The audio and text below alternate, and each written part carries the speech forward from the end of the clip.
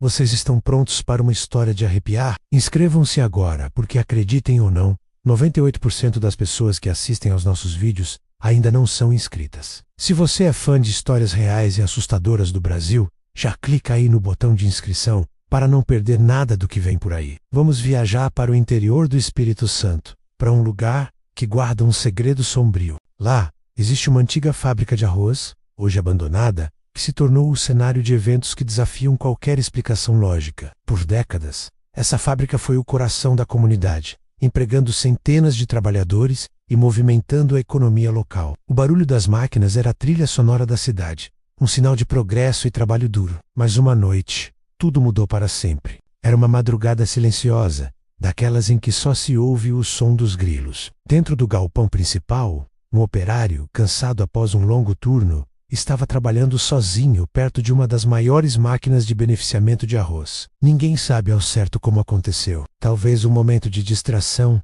um passo em falso no escuro. O fato é que ele acabou sendo puxado pelas engrenagens gigantes da máquina. O som metálico e o grito de dor foram abafados pelo barulho do próprio maquinário. Antes que qualquer ajuda pudesse chegar, o inevitável aconteceu. A morte foi instantânea e terrivelmente violenta. O acidente chocou a pequena cidade e marcou o início do fim para a fábrica. A produção diminuiu, a moral dos trabalhadores caiu, e pouco tempo depois, a empresa decretou falência, fechando suas portas para sempre. O silêncio que se instalou no local era pesado, como se o próprio ar estivesse de luto. Com a fábrica abandonada, os portões trancados e a energia desligada, era de se esperar que o lugar se tornasse apenas uma memória. Mas não foi isso que aconteceu. Logo começaram a surgir os primeiros relatos estranhos. Moradores que viviam nas proximidades da fábrica começaram a jurar que, no meio da noite, ouviam o som inconfundível daquela mesma máquina funcionando. Um barulho rítmico e constante, exatamente como era quando a fábrica estava em plena atividade. Como isso seria possível? O local estava completamente desativado, sem eletricidade, sem ninguém por perto. A curiosidade e o medo começaram a se espalhar pela vizinhança. Alguns corajosos se aproximavam dos muros durante a noite, tentando entender a origem do som, mas tudo o que encontravam era o silêncio e a escuridão do prédio abandonado. Para proteger a propriedade do vandalismo e da deterioração, os donos contrataram vigilantes noturnos. Foi aí que os fenômenos se tornaram ainda mais intensos e pessoais. O primeiro vigia a trabalhar no local não durou uma semana. Ele relatou uma sensação constante e angustiante de estar sendo observado. Mesmo no silêncio absoluto do galpão, ele sentia que não estava sozinho. Às vezes, via movimentos rápidos pelos cantos dos olhos, vultos que desapareciam assim que ele virava a cabeça. Ele pediu demissão, dizendo que preferia qualquer outro trabalho a passar mais uma noite naquele lugar. O segundo vigia foi um pouco mais cético,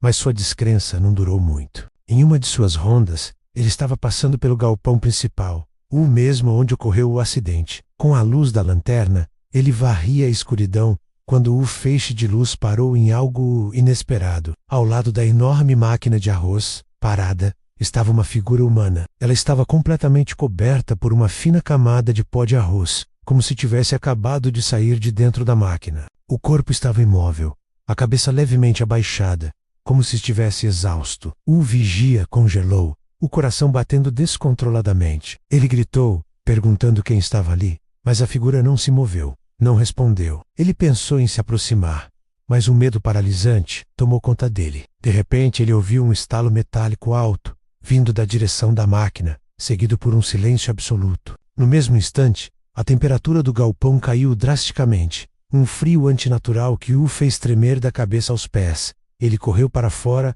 e nunca mais voltou. Os relatos não pararam por aí. Outros vigilantes, e até mesmo curiosos que se aventuraram a entrar na fábrica, contaram histórias semelhantes. A aparição da figura coberta de pó de arroz se tornou uma constante, sempre ao lado da máquina sempre imóvel, sempre com a cabeça baixa. Alguns diziam que ao se aproximarem, era possível ouvir um murmúrio baixo, como um lamento, que parecia vir da própria figura. Outros contam que o som da máquina, quando começava a tocar durante a noite, não era aleatório. Ele parecia seguir um padrão, um ritmo específico, que muitos acreditavam ser a repetição sonora exata do momento do acidente fatal. Era como se o espírito do operário estivesse revivendo, noite após noite, o instante de sua própria morte. Com o tempo, a fama da fábrica assombrada se espalhou por toda a região. Ninguém mais aceitava o trabalho de vigia, pelo menos não para trabalhar sozinho. As agências de segurança exigiam que as rondas fossem feitas em dupla, mas mesmo assim,